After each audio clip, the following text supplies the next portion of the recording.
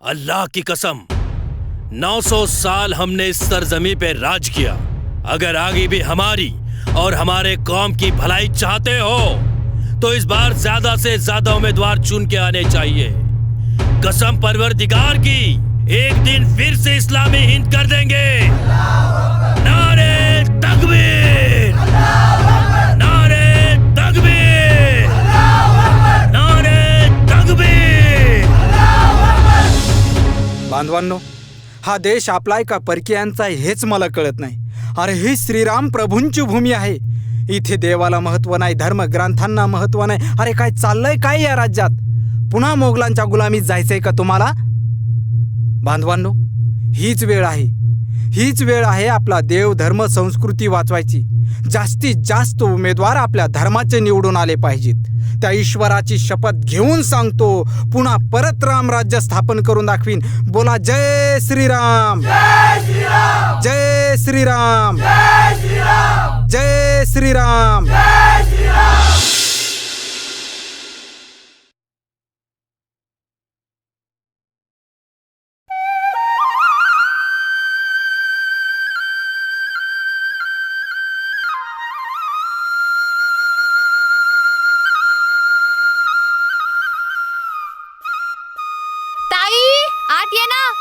अहो ताई, आवरलं का?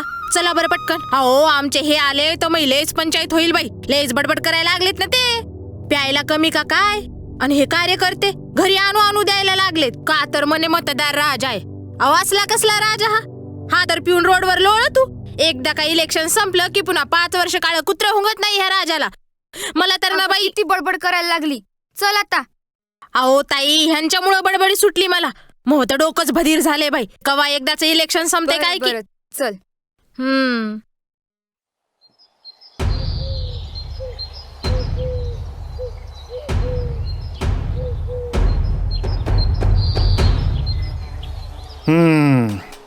मला माहित होतं इथंच असणार आहेस तू। चल बाय रे।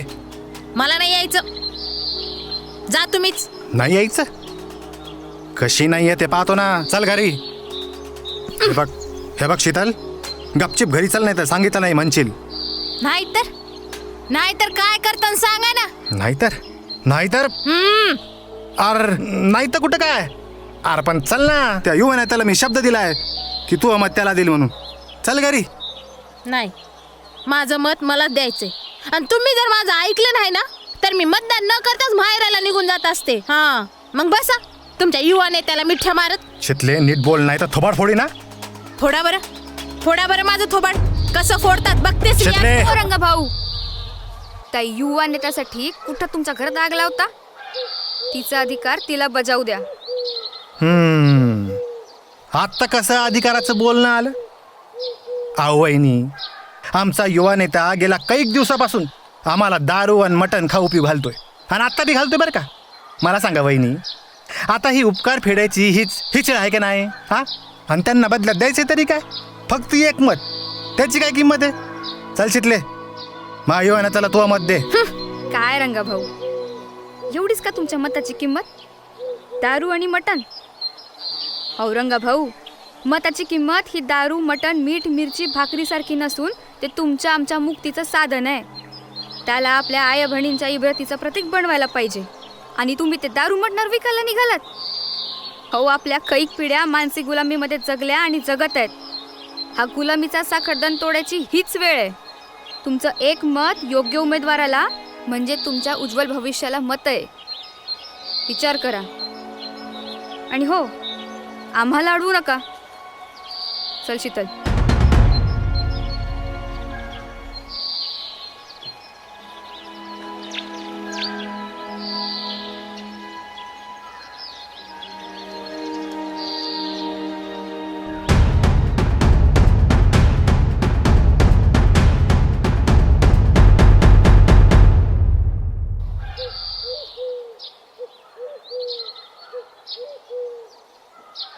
चम्मायला या परम्याची बायको एक दिवस सगळ्या गावातल्या बायकांना बिघडिणार आहे। एवढीच का तुमच्या मताची किंमत? दारू आणि मटण? औरंगा भाऊ, मताची किंमत ही दारू, मटण, मीठ, मिरची, भाकरी सारखी नसून ते तुमच्या आमच्या मुक्तीचं साधन आहे. त्याला आपल्या आया बहिणींच्या इब्रतीचं प्रतीक बनवायला पाहिजे. आणि तुम्ही ते दारू मटणार विकायला निघालात. अहो, आपल्या कैक पिढ्या मानसिक गुलामीमध्ये जगल्या आणि जगत आहेत. हा गुलामीचा साखळदंड तोडायची हीच वेळ आहे.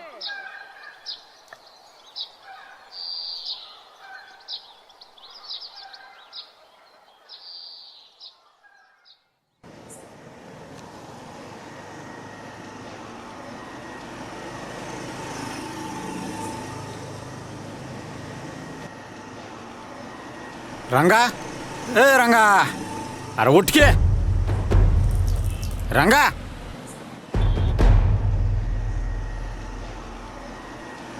बापू, हां. हे इलेक्शन म्हणजे तरुणांना बिघडवण्याचा उत्सव झालाय बघा. हो खूप भयानक परिस्थिती आहे. हो ना. या असल्या दलिंदरामुळेच योग्य उमेदवार पुढे जाईनात. चला उचलून त्याला रस्त्याच्या कडेला टाकूया. रंगा, ए रंगा, अरे उठ. लाचार साले. त्या साले. तुमचं एक मत योग्य उमेदवाराला म्हणजे तुमच्या उज्ज्वल भविष्याला मत आहे. विचार करा.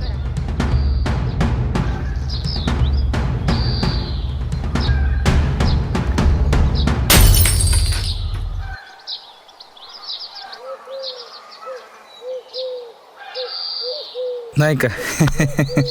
मग कोणाला आणायचं मतदान? हे अरे आपलं तर मतदानावर विश्वासच नाही. काय रे, जिथे तिथे घरांशाही आणि दंडलशाही, त्यामुळे असले लपड्यात पडायचंच नाही. मतदानाच्या दिवशी मस्त हॉलिडे साजरा करायचा, जाम मस्ती. नाही तर काय आहे. माफ करा दादा, पण मी एक बोलू का? अहो ताई, जाऊ द्या ना. कशाला काय बोलतात त्यांना? चला जाऊ द्या. तू थांब ग. त्यांच्या मनातले गैरसमज काढू दे मला. मत हे दान करत नसतात, तर ते नोंदवतात. राहिला प्रश्न घराणेशाही आणि दंडेशाहीचा, जर तुमच्यासारखा मतदार मत नोंदवण्यापासून दूर पळाला तर घराणेशाही आणि दंडेशाही बोकळणारच ना. बाकी तुमचे विचार हे तुमच्या बरोबर, पण एक महापुरुष म्हणून गेले. पूर्वी राणीच्या पोटातून राजा जन्माला यायचा, पण लोकशाहीत मतपेटीतून राजा जन्माला येईल. आणि याच गोष्टीवर विश्वास ठेवून तुम्हाला ठामपणे सांगते, ज्या दिवशी या देशातला मतदार जागा होईल त्या दिवशी जनकल्याण करणारे आणि स्वच्छ प्रतिमेचे नेते संसदेत विधान भवनात पोहोचतील आणि तेच नेते हा देश घडवतील.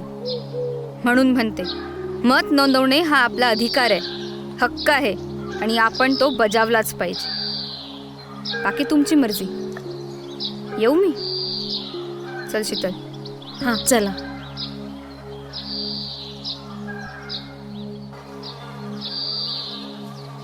कोडो काय रे? हा, अरे विचार म्हणतोय मी.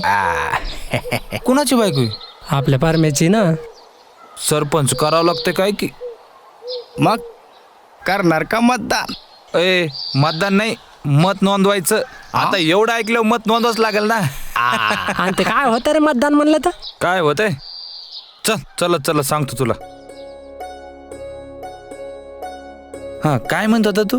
अरे बाबा, एकदा दान केलेल्या गोष्टी आणि वस्तू एकदा दान केल्या त्याच्यावर आपला अधिकार राहत नाही, असं त्या बाईचं म्हणणे. आयलं लयच लवकर बदलणार तू. अरे बाबा, चांगले विचार हे डायरेक्ट मेंदूत घुसतात आणि बदल घडून आणतात. असंय वय. अरे पठ्ठ्या, 5 नंबर लय चालेल. येण्याची शक्यता आहे ना त्याची. कोणाला हाणलं मतदान? कोणाला म्हणजे ताईनं उभा केलेल्या उमेदवाराला कोणाला? ए अरे सांगत नसतात ना. अरे काय होत नाही, नाव काळे हो, डरणे का नाही लढणे का. मायला लयच धट झाला ना राव तू. देशमुख कोण आहे यार? लईच काय बदल झाला तिकडे. हकला दाना पटकन चालू कर जा. तो काय आपण कोणाला? अरे हे स्वातंत्र्य, संविधान आणि लोकशाहीचं आहे. हे जर टिकून ठेवायचं असेल तर या देशातील प्रत्येक जागृत मतदारानं निडर होऊन मतदान केलं पाहिजे. काय रे, चला वा बाहेर चला. 100 मीटरच्या बाहेर चला.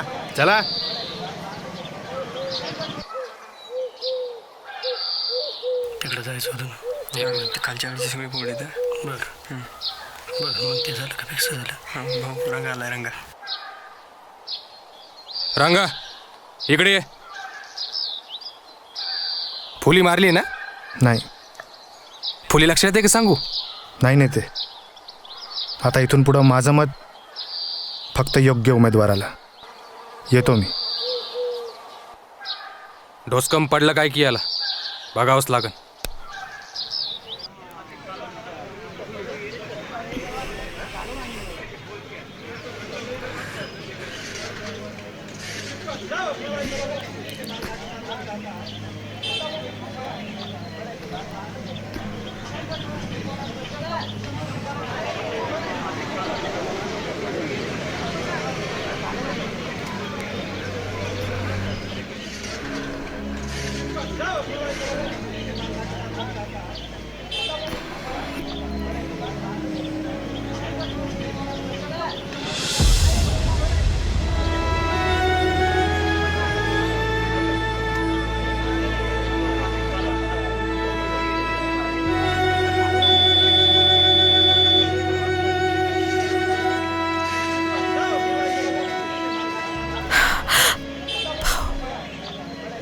तुला म्हणालो होतो हिंमत फित काय नाही, पण तू ऐकतीस कुठं माझं? अहो काकू हिला कालपासून म्हणतोय दवाखान्यात चल दवाखान्यात चल, पण नाही, हिचं एकच हट्ट, मतदान नोंदवल्याशिवाय दवाखान्यात जाणार नाही. आता आलं ना बोखंडी, आणि हे निस्ताराव कोणाला लागतंय?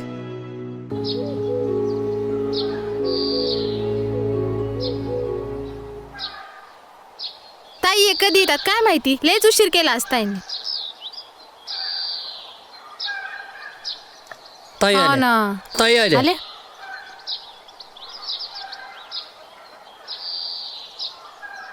हो.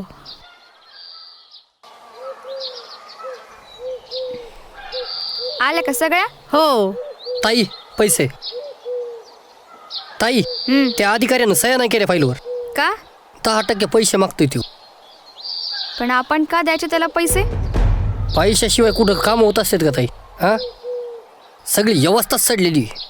आणि आपण तरी कुठं कुठं तोंड देणार आहे हो. बरोबर आहे तुझं, सगळी व्यवस्थाच सडलेली आहे. पण या सडलेल्या व्यवस्थेला आपणच जबाबदार आहोत. ते कसं काय? अधिकाऱ्यांवर वचक कोणाची असते? लोकप्रतिनिधीची. आणि ते निवडून कोण देतो? आपण. बरोबर आहे ताई तुमचं. भ्रष्टाचाराचं मूळ हे निवडणुकांमध्ये दडलेलं आहे. अमाप पैसा खर्च करून निवडून आलेला उमेदवार गुन्हेगारी आणि भ्रष्टाचाराला खतपाणी घालतो. बाबासाहेब म्हणाले होते, घटना कितीही मजबूत असू द्या, तिला राबवणारे जर भ्रष्ट असतील तर ती काहीही कामाची नाही. आणि घटना कितीही कमजोर असू द्या, तिला राबवणारे जर योग्य असतील तर ती लोकहितासाठी सार्थकी ठरते. म्हणून म्हणते, इमानदार आणि जात धर्म निरपेक्ष लोकप्रतिनिधी निवडणं खूप गरजेचं आहे. पण ताई, इमानदार उमेदवार नसेल तर? कोणत्याही परिस्थितीमध्ये इमानदार व्यक्तीला उभं करून निवडून आणणे ही आपली जबाबदारी आहे. तेव्हा आणि तेव्हाच भ्रष्टाचार संपून देशाची वाटचाल विकासाकडे होईल. हो बरोबर है. हाँ, एकदम बरोबर बोलत ताई तुम्ही. पिछली बार हमने हमारे धर्म का आदमी चुन के दिया था, वो आज हमसे घरकुल के नाम से 10-10 हजार रुपए निकाल रहा. ये जाति धर्म कुछ नहीं होता है. सही आदमी आगे आना चाहिए. बरोबर आहे. अगं आता तरी चल दवाखान्यात. बाळाच्या उज्ज्वल भविष्यासाठी मत नोंदवणे गरजेचं आहे. बरं बाबा ठीक आहे, आधी मत नोंदव. अहो हिचे आज दिवस भरलेत आणि ही कुठं निघाली तर मत नोंदवायला. किर करून टाकलं राव ही ना. काय झालं रे? काय गोंधळ आहे? हा बाजूला चला, गर्दी कमी करा. चला चला चला, बाजूला व्हा लवकर. ओ हो हो हो हो. ताई एक काम करा, तुम्ही इथं राहिलाच आहात ना, तुम्ही आता फक्त मतनोंदणी करून घ्या. पुढे काय करायचं बघू आपण. या या पटकन या. ए चला बाजूला व्हा.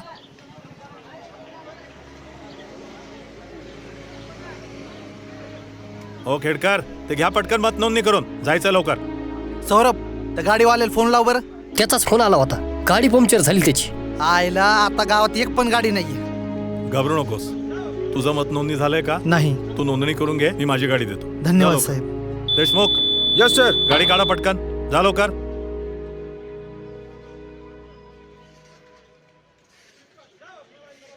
तुमचं नाव? जागृती प्रमोद शिंदे. आधार कार्ड?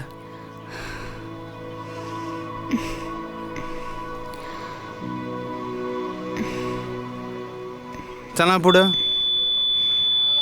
सही करा.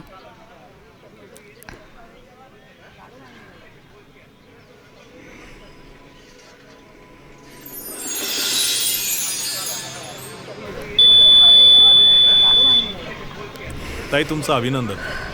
तुम्ही खऱ्या अर्थानं लोकशाहीची मूल्य जोपासली. या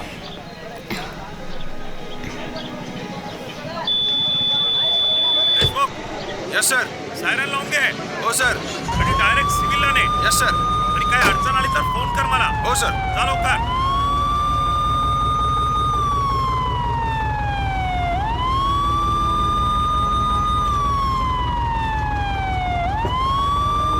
आम्ही भारताचे लोक, भारताचे सार्वभौम समाजवादी धर्मनिरपेक्ष लोकशाही गणराज्य घडवण्याचा व त्याच्या सर्व नागरिकांस सामाजिक, आर्थिक व राजनैतिक न्याय, विचार अभिव्यक्ती, विश्वास, श्रद्धा व उपासना यांचे स्वातंत्र्य, दर्जाची व संधीची समानता निश्चितपणे प्राप्त करून देण्याचा आणि त्या सर्वांमध्ये व्यक्तीची प्रतिष्ठा व राष्ट्राची एकता आणि एकात्मता यांचे आश्वासन देणारी बंधुता प्रवर्धित करण्याचा संकल्पपूर्वक निर्धार करून आमच्या संविधान सभेत आज दिनांक 26 नोव्हेंबर 1949 रोजी याद्वारे हे संविधान अंगीकृत आणि अधिनियमित करून स्वतः प्रत अर्पण करीत आहोत.